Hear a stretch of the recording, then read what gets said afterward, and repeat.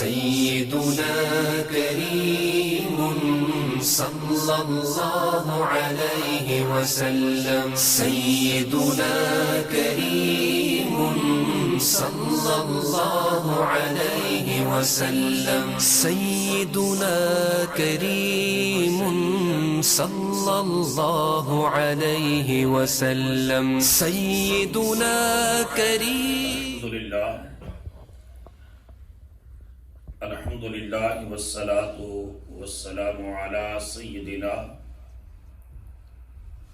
ومولانا وملجانا ومأوانا محمد صلى الله عليه وسلم النبي الأمي العربي القرشي الحاشمي الأبطحي المكي المدني التحامي الشاهد المشهود الولي المقرب. أما بعد فأعوذ بالله من الشيطان الرجيم. بسم الله الرحمن الرحيم. قال الله تبارك وتعالى في القرآن المجيد والفرقان الحميد وَسَيُجَنَّبُهَا الْأَتْقَى الَّذِي يُؤْتِي مَالَهُ يَتَزَكَّى وَمَا لِأَحَدٍ عِندَهُ مِن نِّعْمَةٍ تُجْزَى إِلَّا ابْتِغَاءَ وَجْهِ رَبِّهِ الْأَعْلَى وَلَسَوْفَ يَرْضَى. صدق اللہ مولانا العظیم. پروانے کو چراغ ہے بلبل کو پھول بس. پروانے کو چراغ ہے بلبل کو پھول بس. صدیق کے لیے ہے خدا کا رسول بس. اللہ جل مجدہ کی حمد و ثنا اور حضور راحت قلب و جان صلی اللہ تعالی علیہ وآلہ وسلم کی بارگاہ کرم میں عقیدتوں، محبتوں اور چاہتوں کا خراج پیش کرنے کے بعد برادران اسلام، جمادی الثانی کا مہینہ بالخصوص خلیفہ اول عشق و وفا کے پیکر کشتہ عشق رسول حضرت سیدنا صدیق اکبر رضی اللہ تعالی عنہ کی ذات اقدس سے منسوب ہے کہ اس میں آپ کا وصال مبارک ہوا. اور صدیق اکبر رضی اللہ تعالیٰ عنہ کی ہستی وہ ہستی ہے کہ جن کی 4 نسلوں کو حضور کا ایمان کی حالت میں دیدار نصیب ہوا ہے. یعنی یہ شرف صدیق اکبر رضی اللہ تعالیٰ عنہ کو حاصل ہے کہ 4 نسلیں شرف صحابیت پا گئیں. آپ کی اپنی ذات بابرکات، آپ کے والد گرامی حضرت ابو قحافہ رضی اللہ تعالیٰ عنہ، اور پھر حضرت صدیق اکبر رضی اللہ تعالیٰ عنہ کے بیٹے حضرت عبد الرحمن بن ابی بکر، وہ بھی صحابی رسول ہیں.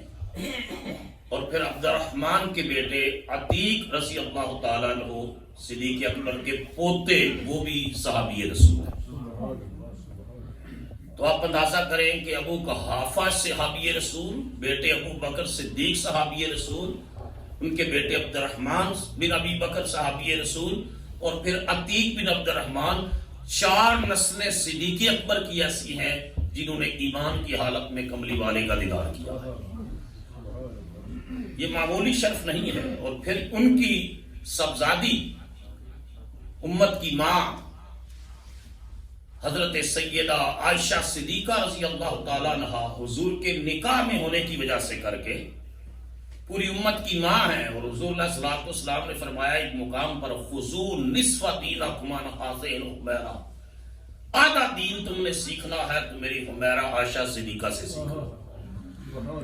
ڈومیسٹک لائف، فیملی ایشوز کے حوالے سے جتنے بھی رہنمائی ہمیں ملتی ہے وہ حضرت عائشہ صدیقہ رضی اللہ تعالی عنہا کی روایات سے ملتی ہے. صدیق اکبر رضی اللہ تعالیٰ عنہ کی شان میں قرآن مجید کی علماء نے لکھا ہے تقریباً 15 آیات اللہ نے نازل فرمائی ہیں۔ 15 آیات ایسی ہیں کہ جو سیدنا صدیق اکبر کی شان میں اللہ نے نازل فرمائی۔ میں سورہ اللیل کی آیات جو میں نے پڑھی، اللہ پاک نے ارشاد فرمایا وَسَيُجَنَّبُهَا الْأَتْقَى الَّذِي يُؤْتِي مَالَهُ يَتَزَكَّىٰ، دور رکھا جائے گا وہ انتہائی پرہیزگار جو اپنا مال راہ خدا میں خرچ کرتا رہتا ہے اپنے دل کو پاک کرنے کے لیے۔ وَمَا لِأَحَدٍ عِندَهُ مِن نِعْمَةٍ تُجْزَىٰ، اس پر کسی نے کوئی احسان نہیں کیا جس احسان کا بدلہ چکانے کے لیے وہ مال خرچ کرتا ہے۔ إِلَّا ابْتِغَاءَ وَجْهِ رَبِّهِ الْأَعْلَىٰ، وہ صرف اپنے رب کی رضا حاصل کرنے کے لیے، اپنے مولا کی خوشنودی کے لیے، اپنے خالق کو راضی کرنے کے لیے یہ مال خرچ کرتا ہے۔ وَلَسَوْفَ يَرْضَىٰ، اور قریب اس کا رب اس پر راضی ہو جائے گا۔ اونچا بولیے نا، اس کا رب اس پر راضی ہو جائے گا۔ حضرت صدر الافاضل حضرت خواجہ نعیم الدین مراد بادی رحمۃ اللہ تعالی علیہ ان آیات کا شان نزول یہ بیان کرتے ہیں کہ سیدنا صدیق اکبر رضی اللہ تعالیٰ نے حضرت بلال حبشی کو بڑی بھاری رقم دے کر امیہ سے خرید کر آزاد کیا تھا، جو ان پر ظلم کرتا، کبھی گرم ریت پر گھسیٹتا، کبھی بھاری برکم پتھر سینے پر رکھتا اور کہتا کہ بلال دین سے ہٹ جاؤ، تو بلال کی زبان پر ایک ہی نغمہ ہوتا، احد احد احد، کہا اس جسم کو چیر بھی دو گے تو خون کا ایک ایک قطرہ اللہ کی وحدانیت کی گواہیاں دے گا اور رسول اللہ کی رسالت کی گواہیاں دے گا، دین کی حقانیت کی گواہیاں دے گا۔ تو حضرت صدیق اکبر نے دیکھا کہ ان پر بڑا ظلم ہوتا ہے، اور جرم کیا ہے؟ جرم ہے اسلام قبول کرنا۔ تو آپ نے بھاری رقم دے کر بلال کو خریدا اور خرید کر آزاد کر دیا۔ تو کافروں نے پراپیگنڈا کیا، انہوں نے کہا ابو بکر نے جو اتنے پیسے خرچ کر کے غلام خرید کر آزاد کیا ہے نا بلال، تو یقیناً بلال نے کوئی ابو بکر پر کوئی احسان کیا ہوگا، اس احسان کا بدلہ چکانے کے لیے اتنے پیسے دے کر اس کو خریدا ہے اور آزاد کر دیا ہے۔ الزامات حضور کی ذات تو جو ہے بہت بلند ہے، مصطفیٰ کے غلاموں پر اعتراض آتا ہے، پراپیگنڈا ہوتا ہے، اور رب عرش سے اس کا جواب عطا فرماتا ہے۔ فرمایا وَمَا لِأَحَدٍ عِندَهُ مِن نِعْمَةٍ تُجْزَىٰ، یہ جو خرچ کرتا ہے، پیسے کی طرح مال بہاتا ہے ابو بکر، اللہ کی راہ میں خرچ کرتا رہتا ہے، یہ کسی احسان کا بدلہ چکانے کے لیے نہیں کرتا، إِلَّا ابْتِغَاءَ وَجْهِ رَبِّهِ الْأَعْلَىٰ، یہ صرف اپنے رب کی رضائیں خوشنودیاں حاصل کرنے کے لیے کرتا ہے، اللہ کو خوش کرنے کے لیے کرتا ہے۔ اور ایک دن آپ کے والد ابو قحافہ جو بہت بعد میں فتح مکہ کے موقع پر مسلمان ہوئے، اور اس وقت بہت بوڑھے ہو چکے تھے، اور یہاں تک آتا ہے کہ ان کو جو ہے وہ سہارے کے ساتھ لایا گیا رسول اللہ صلی اللہ علیہ وسلم کی خدمت میں اسلام قبول کرنے کے لیے۔ تو رسول اللہ صلی اللہ علیہ وسلم اس قدر پیکر رافت و رحمت تھے، اس قدر علم کے مالک تھے کہ حضور نے فرمایا ان کو ابو بکر اپنے بوڑھے باپ کو کیوں تکلیف دی ہے، مجھے حکم دیا ہوتا ہم چل کر جاتے اور ابو قحافہ کو کلمہ پڑھاتے۔ تو جب صدیق اکبر غلام خریدتے اور آزاد کر دیتے تو ایک دن ابو قحافہ نے کہا بیٹا ابو بکر تم کمزور غلام خریدتے ہو اور ان کو آزاد کرتے ہو، تم ذرا طاقتور جو صحت مند غلام ہے وہ خریدا کرو تاکہ کل کو تمہارے کام بھی آ سکے۔ تو آگے سے کیا جواب دیتے ہیں؟ کہتے ہیں ابا جی میں کوئی اپنی کسی منفعت کے لیے تو غلام خرید کر آزاد نہیں کرتا، میں تو اپنے رب کو راضی کرنے کے لیے کرتا ہوں، اللہ کو خوش کرنے کے لیے کرتا ہوں۔ اور یہ اسلام کے اوپر جو اورنٹکلسٹ اعتراضات کرتے ہیں ان میں ایک اعتراض یہ بھی ہے کہ اسلام نے غلامی کو، سلیوری کو پروموٹ کیا، جبکہ یقین جانیے غلاموں کو جتنا اسلام نے جو ہے ان کے اوپر مہربانی کی ہے نا، دنیا کا نہ کوئی مذہب کر سکا، نہ کوئی تمدن اور کلچر کر سکا۔ ہمارا تو دین کہتا ہے کہ اگر روزہ نہیں رکھ سکتا تو غلام آزاد کر، اگر یہ گناہ ہو گیا ہے تو غلام آزاد کر، فلان گناہ ہو گیا تو غلام آزاد کر، جگہ جگہ جگہ جگہ غلام کی آزادی کا حکم دے کر میرا دین تو انسانوں کی عزت میں اضافہ کرتا ہے اور دنیا میں آزادیاں تقسیم کرتا ہے۔ نبی کریم علیہ الصلوۃ والسلام کے آخری دنیا سے جانے سے پہلے جو کلمات یہی تھے، الصلاۃ وما ملکت ایمانکم، میرے بات نماز کا خیال رکھنا اور اپنے ماتحت لوگوں کا، غلاموں کا خیال رکھنا۔ تو یہ صدیق اکبر خریدتے اور آزاد کر دیتے۔ تو کہا میں اللہ کی رضا کے لیے کرتا ہوں، اور سورہ لیل کی آیات پر غور کرے، فرمایا والا سوف یرضا، یہ اللہ کی رضا کے لیے ابو بکر کرتا ہے اور اللہ اس پر ان قریب راضی ہو جائے گا۔ حضرت بہت بڑے عالم ہیں حضرت علامہ قاضی ثناء اللہ پانی پتی رحمۃ اللہ تعالی علیہ، ان کی تفسیر ہے تفسیر مظہری۔ قاضی ثناء اللہ پانی پتی عالم بھی تھے اور عارف کامل بھی تھے، انہوں نے بڑی پیاری بات لکھی تفسیر مظہری میں۔ آپ فرماتے ہیں کہ یہ جو آیت ہے نا والا سوف یرضا، یقیناً آپ کا رب آپ پر راضی ہو جائے گا، قاضی ثناء اللہ پانی پتی کہتے ہیں یہ آیت صدیق اکبر کے حق میں اسی طرح نازل ہوئی ہے جس طرح سورہ والضحیٰ کی آیت رسول اللہ کے حق میں نازل ہوئی ہے کہ وَلَا سَوْفَ يُعْتِيكَ رَبُّكَ فَتَرْضَىٰ، اللہ نے فرمایا میرے محبوب تیرا رب تجھے اتنا عطا کرے گا کہ تو راضی ہو جائے گا۔ مصطفیٰ کو کہہ رہا ہے کہ وَلَا سَوْفَ يُعْتِيكَ رَبُّكَ فَتَرْضَىٰ، تیرا رب اتنا دے گا کہ میرے نبی تو راضی ہو جائے گا۔ ابو بکر کو فرما رہا ہے وَلَا سَوْفَ يَرْضَىٰ، ابو بکر جو رب کو راضی کرنے کی کوشش کرتا ہے تو ابو بکر پر بھی اس کا رب راضی ہو جائے گا۔ قاضی ثناء اللہ پانی پتی کہتے ہیں رب اپنی رضاؤں اور خوشنودیوں کے اعلانات عرش سے فرما رہا ہے۔ ایک دن حضرت امام جعفر صادق رضی اللہ تعالیٰ نے علماء سے پوچھا کہ سب سے امید افزا آیت قرآن مجید کی کون سی ہے؟ ہوپ فل ورثہ فلی قرآن، جس کے اندر بہت، تو ہر عالم نے اپنے علم کے مطابق جواب دیا۔ کسی نے کہا وَلَوْ أَنَّهُمْ إِذْ ظَلَمُوا أَنفُسَهُمْ جَاءُوكَ، اللہ نے فرمایا جب جانوں پر ظلم کر بیٹھو نا تو میرے محبوب کی بارگاہ میں آؤ، وہاں آ کر بخشش مانگو، میرا رسول تمہاری بخشش کی سفارش کرے گا۔ اونچا بولو نا، رسول بخشش کی سفارش کرے اور تم اللہ کو بخشنے والا رحم کرنے والا پاؤ۔ کسی نے کہا کہ اللہ تعالیٰ نے یہ فرمایا ہے کہ میں شرک کے سوا نا ہر گناہ معاف کر دوں گا، صرف شرک معاف نہیں۔ تو حضرت امام جعفر صادق رضی اللہ تعالیٰ نے ارشاد فرمایا پتہ ہے ہمارے اہل بیت میں سب سے زیادہ امید افزا آیت کون سی ہے؟ عرض کی حضور ارشاد فرمائیے۔ اور امام جعفر صادق وہ ہستی ہیں جن کی بارگاہ سے امام اعظم ابو حنیفہ بھی علم حاصل کرتے ہیں، اور صرف علم ہی حاصل نہیں کرتے۔ حضرت امام ابو حنیفہ کہتے ہیں جو 2 سال میں نے امام جعفر صادق کی بارگاہ میں گزارے، اگر وہ نہ گزارے ہوتے میں ہلاک ہو جاتا۔ امام جعفر صادق نے مجھے علم نافع عطا فرمایا۔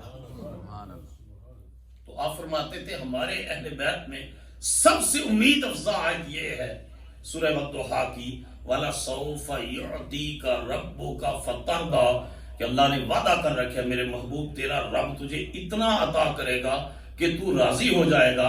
تو آپ فرماتے اگر حضور کا ایک امتی بھی جہنم میں رہ گیا تو رسول اللہ نے راضی نہیں ہونا۔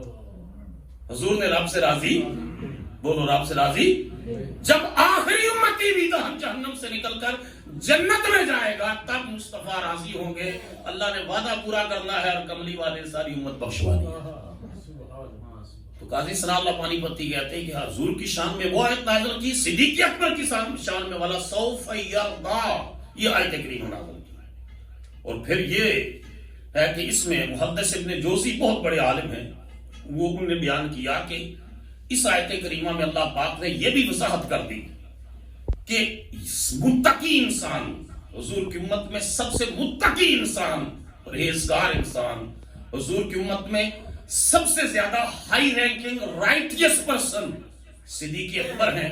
اور دین کا اصول یہ ہے ان اکرمکم عند اللہ اتقاکم، جو پرہیزگار زیادہ ہوتا ہے وہ عزت والا زیادہ ہوتا ہے، تو ابن جوزی نے کہا ساری امت مصطفیٰ میں سب سے زیادہ عزت کا مالک بھی صدیق اکبر ہے. سبحان اللہ سبحان اللہ.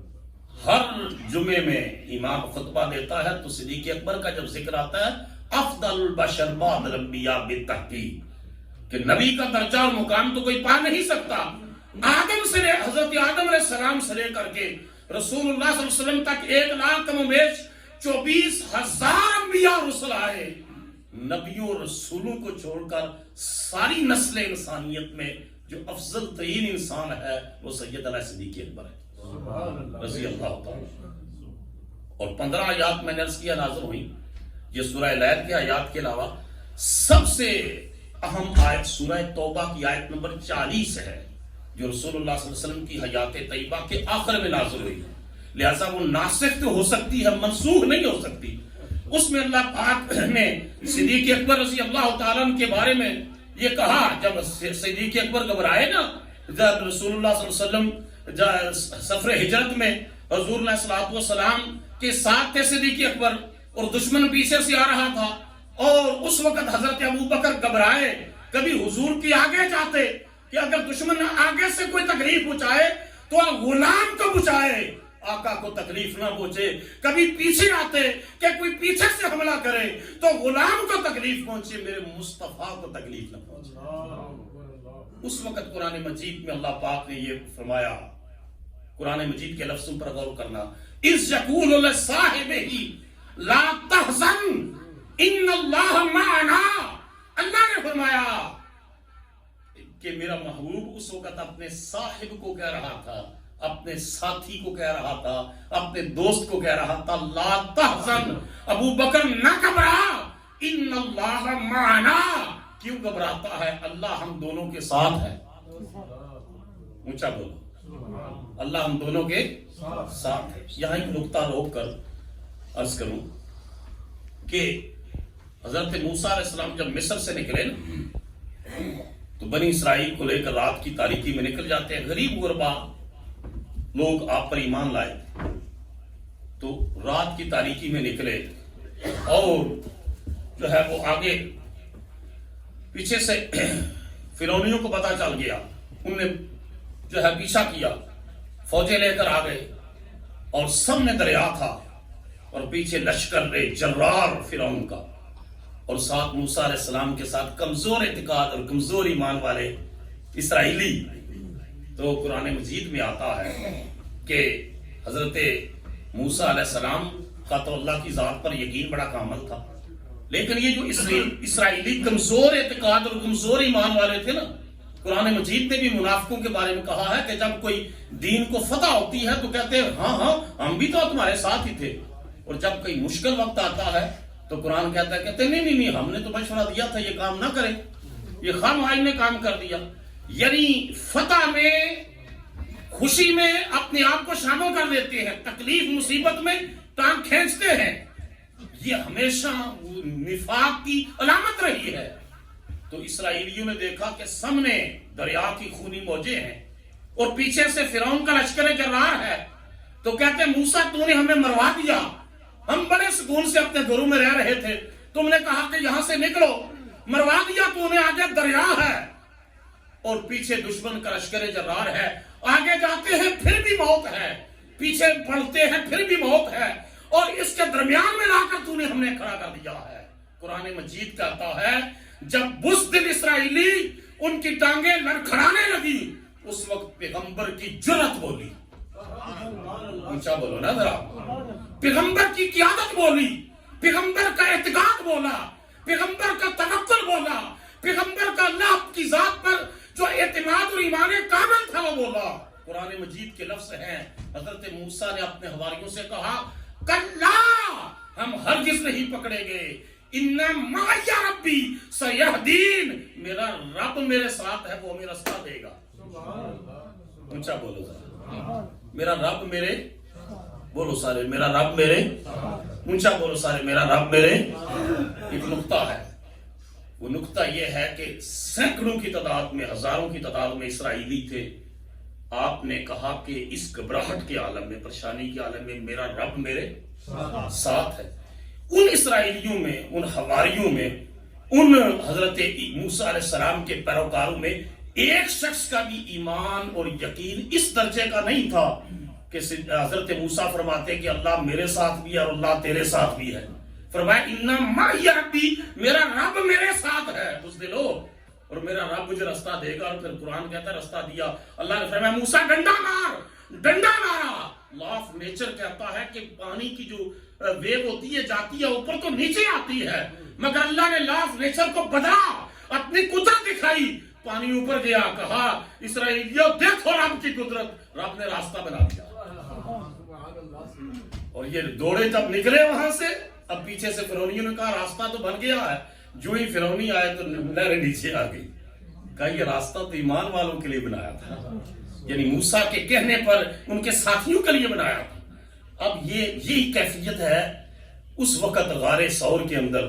وہاں جاتے ہوئے صدیق اکبر گھبرا رہے ہیں تو رسول اللہ صلی اللہ علیہ وسلم نے یہ نہیں کہا ابو بکر نہ گھبرا، اللہ میرے ساتھ ہے. فرمایا لا تحزن ان اللہ معنا، ابو بکر نہ گھبرا، اللہ ہم دونوں کے ساتھ ہے، اللہ میرے ساتھ بھی ہے تیرے ساتھ بھی ہے.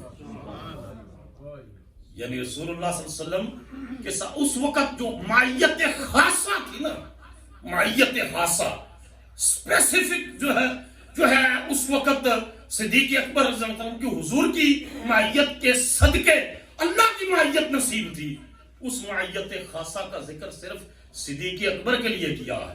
اور ایک اور نکتہ سمجھ لیں، بہت سارے لوگ جب وہ حب اہل بیت میں آتے ہیں طبقات تو صدیق اکبر پر تان کرتے ہیں، نقد کرتے ہیں، وہ بہت بڑے کرٹک ہوتے ہیں سیدنا صدیق اکبر کی شان کے. سنیے قرآن مجید کے لفظوں پر غور کریں. قرآن کہہ رہا ہے اِذْ يَقُولُ لِصَاحِبِهِ، جب انہوں نے اپنے صحابی سے کہا. تو کسی کا صحابی ہونا حدیث سے ثابت ہے، کسی کا صحابی ہونا تاریخ سے ثابت ہے، کسی کا صحابی ہونا اسماء الرجال کی کتابوں سے ثابت ہے. صدیق اکبر کا صحابی رسول ہونا قرآن کی آیت سورہ توبہ کی آیت نمبر 40 سے ثابت ہے. سبحان اللہ. آیت نمبر 40 میں اِذْ يَقُولُ لِصَاحِبِهِ، جب انہوں نے اپنے صحابی خاص سے فرمایا لا تحزن. اور یہاں بھی علماء نے لکھا لا تخف نہیں کہا، خوف نہ کر. خوف اپنے بارے میں ہوتا ہے اور حزن دوسرے کے بارے میں ہوتا ہے. ابو بکر کو اپنا تو خوف تھا نا، تھا ہی نہیں، حزن تھا تو رسول اللہ کا تھا. فرمایا ابو بکر میرے بارے میں نہ گھبرا، اللہ میرے ساتھ بھی ہے، اللہ تیرے ساتھ بھی ہے.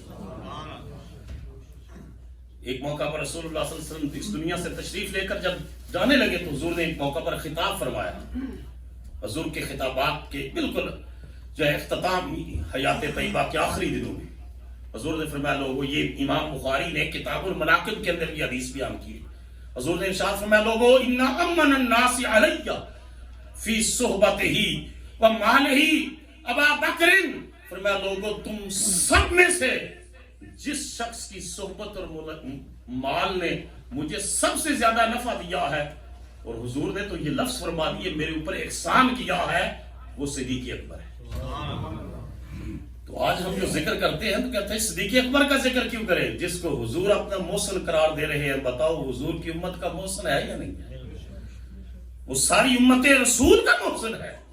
فرمایا ان امن الناس علی فی صحبتہ ومالہ ابا بکر، کہ ابو بکر کی صحبت اور مال نے مجھے سب سے زیادہ نفع بچایا ہے.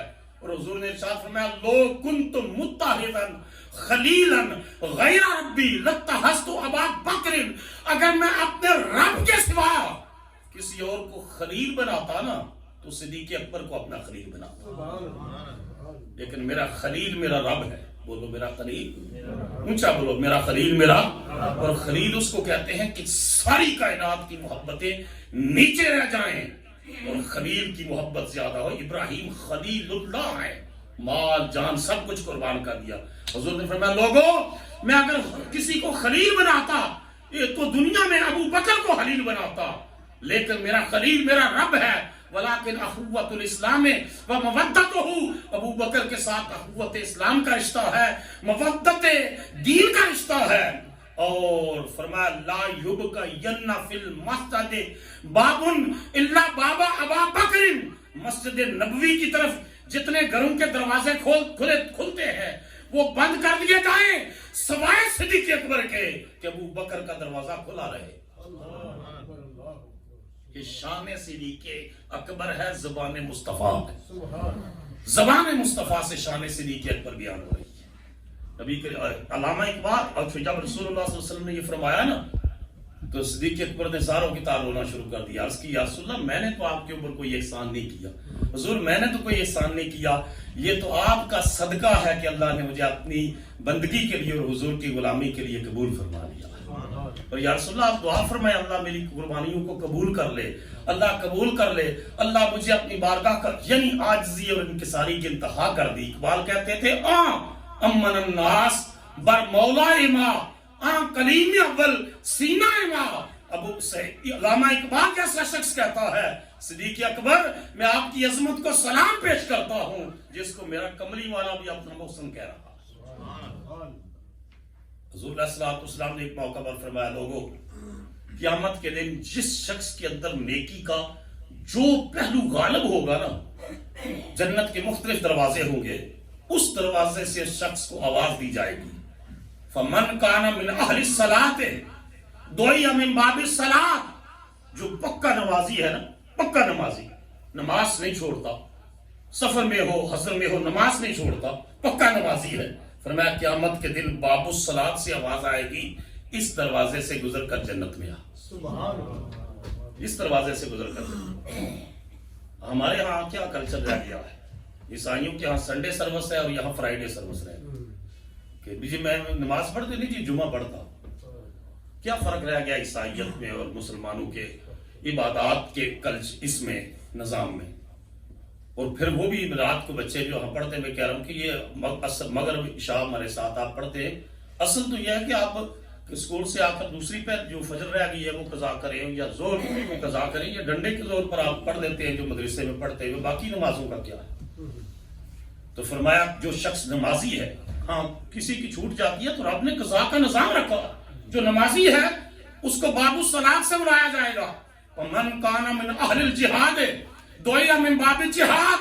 اور جو مجاہد ہے حرکت اللہ کے دین اور اللہ کا جھنڈا اونچا کرنے کے لیے سربکس رہتا ہے، جہاد کرتا ہے، مجمع حشر جب ختم ہوگا آواز آئے گی اے مجاہد اس دروازے سے گزر کر اللہ کی جنت میں آ. ومن کان من اہل الصدقہ دعی من باب الصدقہ. جو شخص بہت چیریٹی کرتا ہے، بہت چیریٹی کرتا ہے، صدقہ دیتا ہے، غریب پر خرچ کرتا ہے، مسجد کے لیے دیتا ہے، مدرسے کے لیے دیتا ہے، مسکین کے لیے دیتا ہے، بہت چیریٹی کرتا ہے، اللہ کے نام پر خرچ کرتا رہتا ہے. حضور نے فرمایا قیامت کے دن دعی من باب الصدقہ صدقہ کا دروازہ پکار پکار کر کہے گا اے اپنا مال اللہ کی راہ میں خرچ کرنے والے ادھر آ، خدا کی جنت تیرا انتظار کر رہی ہے، اللہ کی جنت تیرا انتظار کر رہی ہے. اس کو باب الصدقہ سے، ڈور آف چیریٹی سے بلایا جائے گا.